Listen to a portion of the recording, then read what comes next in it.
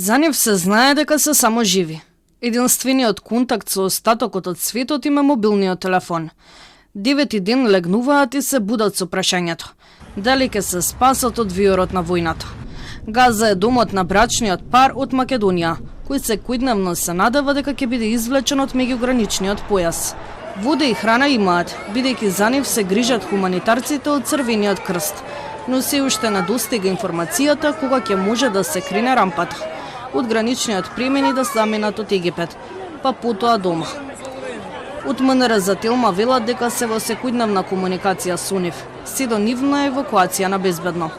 Информираме дека двете амбасади на Република Северна Македонија во Каиро и Тел Авив се во постојана комуникација со надлежните институции на Египет и Израел, со цел евакуација на двајцата наши државјани брачен пар кој се наоѓа во Газа, поточно во градот Кан Јунес на 12 километри од граничниот премин Рафак. Парот е сместен во болница на Црвената полумесечина и во моментот е на безбедно. Со посредство на нашите служби, ставени се на официјалната листа за евакуација и се чека да бидат создадени услови за нивна евакуација, што во најголема мерка зависи од состојбите на терен, кои во моментот не може да се предвидат. МНР уверува дека се труди да ги извлече, но се уште не е направен план како ќе бидат превезени од Египет.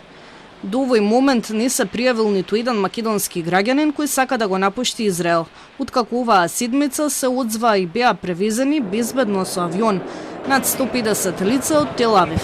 МНР информира дека работат на идентификација и собирање на информации за наши државјани, кои би можеле да бидат затекнати во Газа. Амбасадата во Каиро, Тел Авив и телефони на МНР се на располагање за контакт за оние лица кои имаат потреба.